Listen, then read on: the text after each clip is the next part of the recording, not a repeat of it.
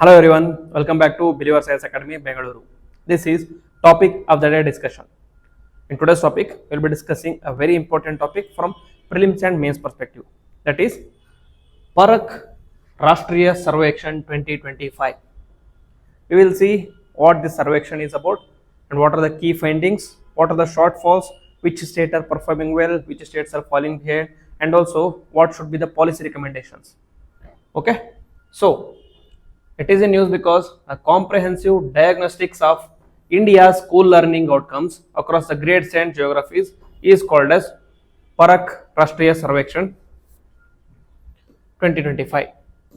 So, in 2025, PARAKH Rashtriya Sarvekshan survey revealed serious learning gaps in foundational literacy, numeracy, and subject-wise competencies across grade 3, 6, and 9, especially in mathematics and science, raising concerns about the effectiveness of India's school education system.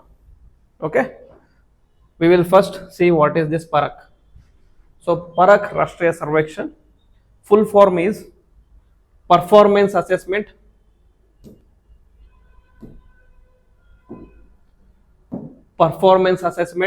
Review and Analysis of Knowledge for Holistic Development.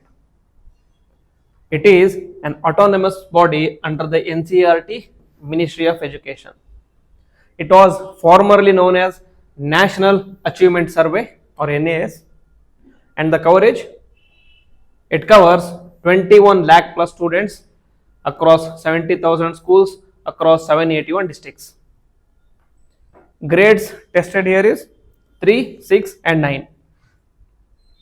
Subjects covered is language, mathematics, environmental studies in grade 3 and 6 and science and social science in grade 9. Tools used here is questionnaire for students, teachers, school heads to gather contextual data. Okay, in questionnaire there will be certain pre-dedicated or premeditated questions will be there in the questionnaire. Based on those questionnaire, how the students answer those questions, the data will be collected and the survey is conducted. So, key findings, if you go by the grade level, in grade 3, in languages, the competency was guessing new words, reading short stories, and the percentage of students competent was 60 to 67%. Here what they will do is, in the questionnaire, they will give some new words and they will ask them to read short stories. If the student is able to guess and read the short stories, then he is considered as competent. According to this method, 60 to 67% of the students in grade 3 are competent. And in mathematics, classifying the objects, multiplication as repeated addition, and geometry, financial literacy. On these areas, it is conducted. In classifying objects, 68% were competent, multiplication only 54%, and in geometry and financial literacy, 50% struggled, in the sense only 50% were competent again. Then, in grade 6, in mathematics, fractions, place value, and puzzles were considered as a competency method, like meters. Only 29 to 54% were considered as competent according to this test. Very concerning. In environmental studies, local surroundings and institutions, 38 to 56%, and in prediction in nature, that is basic scientific inquiry, 38%. Okay, these are very concerning signs. If you see in grade 3, there was at least 60 to 67% of the competency was there. Now if you come here, it has almost reduced by half. Okay, just in 3 years, the competency rate has almost been reduced half. This can either be because of the failure in education system or because of the difficulties in subjects. Okay, then in grade 9, in social science, the constitutional ideas and reading editorials was considered as a competency method, and 45 to 54%, relatively better. In mathematics, integers, percentage application, only 28 to 31% were considered competent. Again, there is a deterioration. And in science, natural phenomena, circuitous, living versus non-living, etc. In that, 33 to 37%.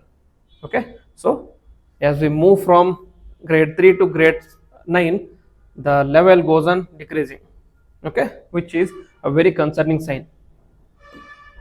Then if we consider state-wise performances, in grade 3, the top states were Punjab, Kerala and Himachal Pradesh, and the lowest performing district was from Jharkhand, that is Sahibganj, and Jammu and Kashmir, Riyasi. And in grade 6, top performing state was again Kerala, Punjab, DNH and Daman and Diu. Multiple districts in Meghalaya were the poorest performing districts, and in grade 9, it was again Punjab, Kerala and Chandigarh. Okay, so Punjab and Kerala performed well in all the grades, and the worst performing was North and South Garo Hills in Meghalaya. Okay, you can see a trend here. It is majorly tribal areas, tribal or border districts. Okay, so and among the schools, Kendriya Vidyalayas best in grade 9 language but poor in grade 3 maths, which indicates intra-institutional inconsistency. Within Kendriya Vidyalayas, within a particular institution, there is inconsistency in the level of learning. Okay, as which is given by here. In grade 6 language, the level was very high, competency was very high. In level grade 3, the competency was very low. Okay, then so what are the major concerns and the implications? One is widening learning gaps. Conceptual weaknesses increase with the grade level, particularly in STEM subjects. Indicates failure to build a strong foundation learning basis. And in geographical inequality is also there. High disparity between southern and western states and northeastern and Jharkhand and Jammu and Kashmir district. Okay, so southern states and western states of Punjab, Chandigarh are performing way better than northeastern and Jharkhand and Jammu and Kashmir districts. And teacher training and pedagogy, traditional rote learning, just by hearting learning methods remain dominant still. There is no emphasis on innovative learning. There is no emphasis on creative learning.